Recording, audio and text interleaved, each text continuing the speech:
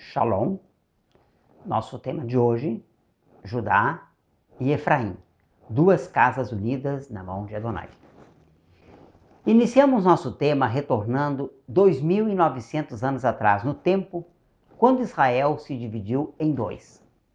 Liderados por Efraim, 10 tribos declararam lealdade a Yaraveam, ex-comandante do exército de Shilomo, e a tribo de Judá, junto com Biniamim, jurou fidelidade ao filho de Shilomo, que convocou 180.000 homens de combate das tribos de Yehudá e de Biniamim para guerrearem contra Israel e recuperarem o reino para Rehoboam, filho de Shilomo. Porém, antes que os soldados saíssem à batalha, Shemaia, o profeta, falou-lhes: não saiam à guerra contra os seus irmãos israelitas. Voltem para casa, todos vocês, pois fui eu que fiz isso. Com medo do povo seguir o filho de Shilomo ao adorar em Jerusalém, o rei Yaraveam estabeleceu um culto sincrético fundindo 2 bezerros de ouro, um em Betel e outro em Dan. Construiu altares idólatras, constituiu sacerdotes que não eram levitas e instituiu uma festa no dia 15 do 8º mês, semelhante à festa realizada em Yehudá, data em que ele mesmo escolheu. Melahim Aleph, 1 Reis, 12, 21, 24, 32 e 33. O que fez Yaraveam, misturando o culto ao Eterno com a idolatria, demonstra que a tendência humana de criar instrumentos religiosos que ultrapassam os limites da revelação jamais se restringiu aos gentios, mas que, ao contrário, ela também influenciou Israel. Yaraveam é aqui um símbolo da Igreja de Roma, que se apegou ao Elohim de Israel, mas à sua maneira, imitando as nações. Yaraveam antecipou a nefanda obra de Roma em muitos séculos. Assim como os cristãos romanos criariam suas próprias festas, em parte para honrar o Elohim de Israel e em parte para honrar seus ídolos, festas essas que lamentavelmente ainda são celebradas por muitas igrejas cristãs, Yaraveam criou o seu próprio calendário litúrgico. Infelizmente, esse pecado não foi exclusivo de Efraim.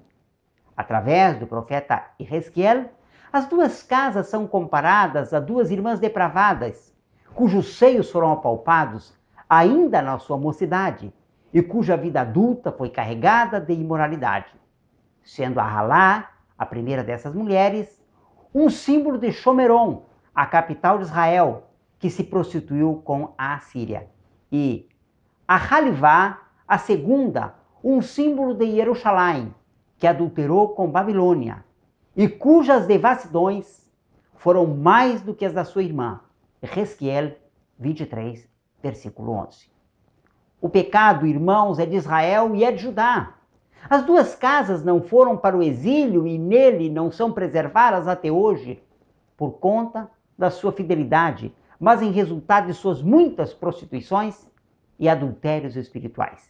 Que ninguém se esqueça que a própria separação das duas casas, com Judá aferrada a Moshe e Efraim aferrada a Yeshua, foi um projeto de Adonai.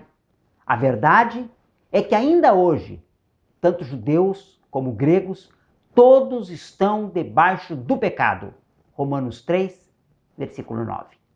A tendência de enaltecer a Judá em detrimento de Efraim foge, portanto, a toda a perspectiva profética e demonstra o quanto alguns mestres judaizantes se apartaram da profecia para seguirem as fábulas. O Eterno ainda tem um projeto para todo o seu povo Israel, tanto para os que estão em Moshe, como para aqueles que estão no Mashiach. Eis que eu tomarei a vara de Yosef, que esteve na mão de Efraim, e das tribos de Israel suas companheiras, e as juntarei à vara de Yehudá, e farei delas uma só vara, e elas se farão uma só na minha mão. Ezequiel, capítulo 37, versículo 19. O Eterno não ama e nem cuida menos de Efraim do que de Yehudá. E quando a Ruach que operou nos profetas operar em nós, estaremos prontos a estender o chamado ao retorno de Efraim com a mesma energia que o estendemos a Yehudá. As duas varas têm de se unir. Mas que estão fazendo alguns restauradores? Lutando para que o fosso de separação entre as duas casas se torne cada vez maior.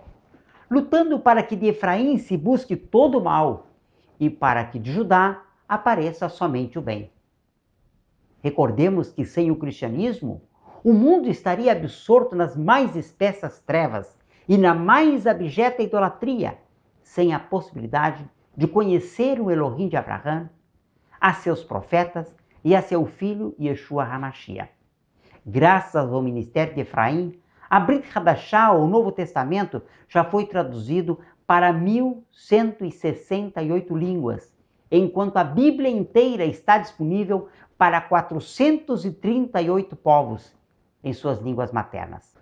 Se 98% dos habitantes do mundo podem ler a Bíblia em todo ou em parte na sua própria língua, isso ainda se deve ao cristianismo. Através da Bíblia, muitos estão sendo reconduzidos da idolatria subjetiva e materialista de Roma para uma adoração objetiva e espiritual. Graças a isso, já se pode comemorar o fato de que existem mais cristãos estritamente monoteístas do que judeus no mundo. Graças à leitura da Bíblia em sua própria língua, dezenas de milhares de cristãos já deixaram o conceito sincrético da adoração a uma divindade trina para se voltarem para a contemplação daquele que não é apenas um, mas é o único no universo. Da mesma forma, outras dezenas de milhões dedicam o Shabat em honra ao Criador e Rei do Universo. Santificam suas vidas renunciando à carne de animais vedados a Israel e, inclusive, participando da aliança perpétua da circuncisão. Outras centenas de milhares têm somado a estas coisas a celebração das festas da Torá. A leitura das Boas Novas tem levado milhões a abandonarem o sistema romano de salvação através das obras herdadas do paganismo para a certeza da salvação oriunda unicamente da imerecida bondade de Elohim. E se existe algo que Efraim tem a partilhar com seu irmão Yehudá, esse é o testemunho de Yeshua, como instrumento da salvação, como Moshiach ou libertador erguido por Adonai. As ovelhas perdidas da casa de Israel, à semelhança do publicano da parábola, não tendo como se gloriar nas boas obras, estão sendo conduzidas a se gloriar em Mashiach, como aquele que o substitui ante a ira do Criador, aquele que intercede com seus méritos ante o Pai. Quis o Altíssimo que isso fosse feito através de Efraim e do cristianismo, enquanto os judeus, depois da conversão em massa de etíopes, edomitas e cazares, abandonaram o proselitismo, se fecharam em si mesmos, deixando de ser luz para as nações, amparadas na convicção equivocada de que basta aos gentios crerem na unicidade de Elohim, uma unicidade que eles também não quiseram proclamar. Claro que a casa de Judá e o judaísmo contribuíram ao revelar o conhecimento sobre a unicidade do Altíssimo, mantendo o hebraico como língua sagrada, preservando o conceito da perpetuidade e perfeição da Torá, revelando a espiritualidade da alma humana e, ultimamente, através dos Hassidim, proclamando a necessidade de prestarmos um serviço que tenha em conta apenas e tão somente o contentamento do Criador, em vez de o medo das penas do fogo eterno, ou a aquisição da salvação como fruto da obra humana. Aqui cabe a Efraim aprender com seu irmão Judá. Além disso, é preciso que se reconheça que 3,25% dos 13.854.000 judeus estimados pela Jewish Virtual Library acreditam que Yeshua é o filho de Elohim, o Mashiach de Israel. Ou seja, nesse momento, mais de 450.000 judeus depositam sua fé em Yeshua, mesmo considerando que muitos desses judeus não dispondo de uma congregação messiânica por perto, ou não entendendo a necessidade de viver uma vida pautada pela obediência à Torá, ainda assistem numa igreja cristã que pouco ou nada lhes oferece em termos de cumprimento da Torá. É aí que entra o judaísmo messiânico, provendo aos judeus um ambiente judaico com liturgia judaica e uma maior aproximação da Torá, e que é, ao mesmo tempo, crente em Yeshua. Contudo, apesar de que ambas as religiões, judaísmo e cristianismo, se espelhem nas escrituras e nos profetas de Israel, a verdade é que nenhuma se baseia exatamente neles. Infelizmente, a que acertou num lado também errou pelo outro. De forma quase universal, o cristianismo que se orgulha no Messias mudou-lhe não só o nome de Yeshua, que veio do céu, para Jesus, que veio da terra, mas o que é pior, criou-lhe também uma máscara, deu-lhe um novo caráter, se apartou de sua palavra e o distanciou de Moshe e dos profetas, que foram a base do seu testemunho. Apesar de professar fé em 66 livros produzidos por profetas, sábios e apóstolos israelitas e judeus, o cristianismo se voltou primeiro para os pais da igreja da era medieval, depois em parte para os reformadores da Idade Média e finalmente, para o que é pior, para o sentimentalismo pentecostal que substitui a Bíblia pelo experimentalismo carismático.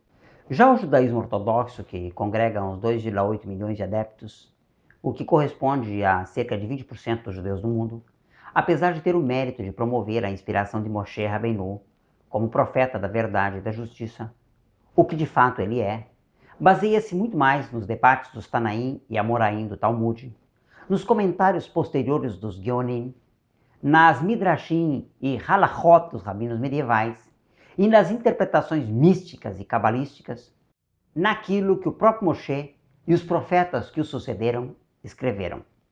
Claro que, considerando o fato de que preservaram a Torá, ainda devamos nos comportar com eles segundo a regra deixada por Shaul, e a regra é: examinai tudo, retende o bem. 1 Tessalonicenses capítulo 5, versículo 21.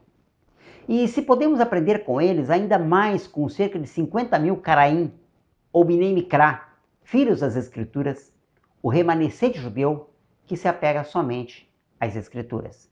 Depois de 1.200 anos de existência e fidelidade à Torá, os judeus caraítas estão aí para provar que é possível andar de acordo com o que Adonai falou, sem recorrer a uma suposta revelação oral. Eles têm muito a nos ensinar. Enquanto aguardamos o momento em que os santos se unirão para entoar o cântico de Moshe, servo de Elohim, e o cântico do Cordeiro, tal como nos é descrito em Apocalipse capítulo 15, versículo 3, precisamos ter consciência do endurecimento parcial das duas casas de Israel. Precisamos entender e decifrar um mistério. O endurecimento veio em parte sobre Israel, até que a plenitude dos gentios haja entrado. E assim, todo o Israel será salvo. Romanos 11, 25 e 26. No presente, como nos dias de Shaul, ambas as casas estão parcialmente endurecidas. O que isso significa? Que se no geral, e com poucas exceções, o cristianismo está longe do ideal de santidade proposto pela Torá, também no geral, o judaísmo está ainda distante de captar a expiação, tal como exposta na Brit Hadashah. Em ambas as casas de Elohim prevalecem conceitos idênticos, ainda que opostos. Infelizmente, para 96,75% dos judeus da atualidade, Yeshua é ignorado junto com Moshe e todos os demais profetas de Israel, como ocorre com os ateus e agnósticos, ou não pode ser compatibilizado com o que Moshe e os profetas falaram, como pensa a maioria dos judeus teístas. Assim, Yeshua, o maior de todos os profetas, tem sido tratado pela casa de Judá, apesar do seu zelo por Elohim. Porque lhes dou o testemunho de que tem zelo de Elohim, mas não com entendimento, porquanto não conhecendo a justiça de Elohim e procurando estabelecer a sua própria justiça, não se sujeitaram à justiça de Elohim. Romanos 10, 1 ao 3.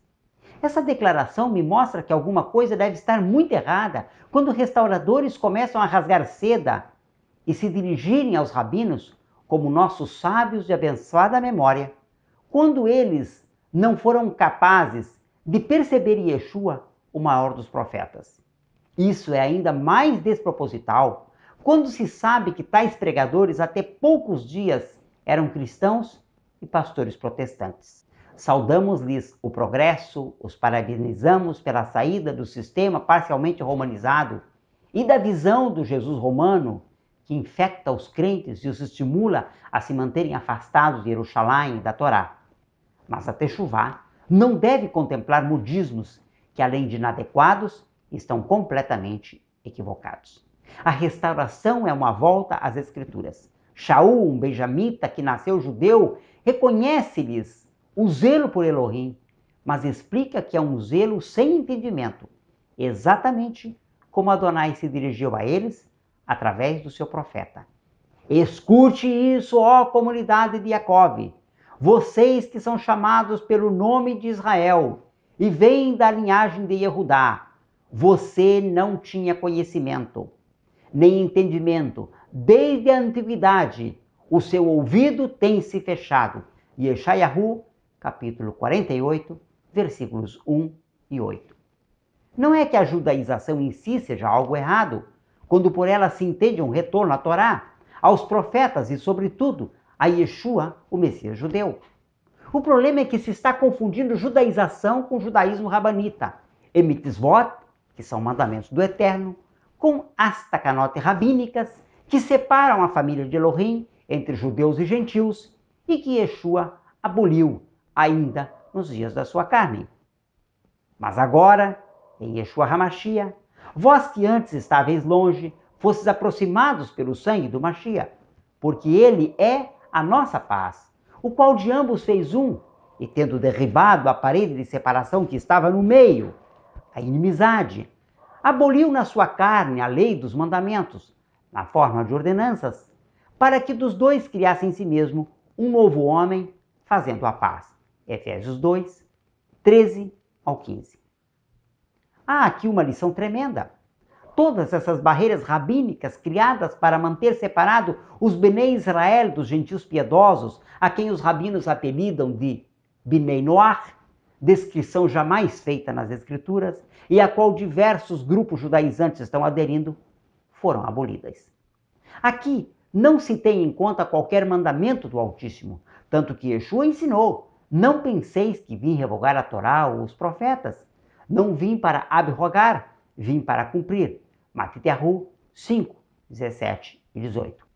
Ao contrário da tradução grega, que serve de base às versões portuguesas, diz que ele aboliu a nomon, entolém, em dogmazim, ou seja, a lei dos mandamentos em forma de dogmas. Noutras palavras, preceitos e ensinamentos de homens é o que foi abolido por Yeshua. São esses entolém, ou dogmazinho, ou mandamentos em forma de dogmas, prescrições humanas que abundam na lei oral, as famosas takanotes e ordenanças haláquicas, e que convertem o gentio num ser impuro, separando-os do povo santo, mesmo que se santifiquem pela mesma Torá, os mandamentos que foram abolidos por Yeshua. O Messias denunciou as tradições dos anciãos como violação aberta da Torá. Recorde que a Torá não foi prescrita para Israel encerrá-la para si mesma. Ela foi dada a Israel para que por ela se santificassem israelitas, peregrinos e filhos dos estrangeiros que dele se aproximassem. Inversamente, se tem a lamentar que no mundo cristão a Torá de Moshe se converteu numa bela história para ser evocada alguma vez quando se quer falar do poder do Criador, de sua capacidade de fazer milagres. Por não entender que nos escritos dos emissários de Yeshua se teve em conta a luta contra os mestres judaizantes, que queriam que se ensinasse aos gentios que sem as obras da lei eles não poderiam ser salvos, a maioria esmagadora dos cristãos despreza o valor permanente da Torá na vida e na santificação do povo salvo. Para eles, a Torá é uma relíquia de um passado distante em que os homens eram salvos por obras. Isso como se alguma vez tivesse havido tal tempo em que algum pecador fosse capaz de ser redimido por meio de suas obras. Tais mestres prosseguem enganando e sendo enganados, pois já no Tanakh se diz com todas as letras o mesmo que Shaul proclama, a saber, que todos são pecadores.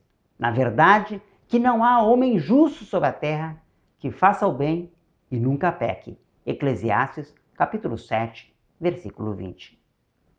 Como os judeus não messiânicos separam Moshe de Yeshua, eles inversamente separam Yeshua de Moshe, desconsiderando o que o próprio Mashiach disse a seus irmãos judeus. Se vocês acreditassem em Moshe, acreditariam também em mim, pois ele escreveu a meu respeito. Yohanan 5:46. O que falta a Efraim, representado nos cristãos, e a Judá, representado no judaísmo, é a aproximação, a reconciliação, tantas vezes profetizadas nas Escrituras. Os pecados de Efraim precisam ser anunciados, sem que seus méritos sejam apagados. Os méritos de Judá devem ser enaltecidos, sem que seus desvios sejam passados por alto.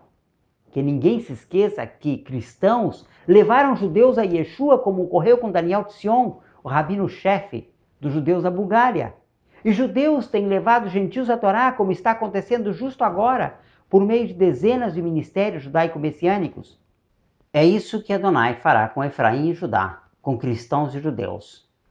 Lembre-se que, assim como as duas varas na mão do profeta foram aproximadas ante os olhos dos judeus, Efraim está voltando para casa e seu irmão Judá precisa estar pronto para ouvir o som da música e as danças de alegria que resultam da festa do pai em honra a Techuvá de seu filho.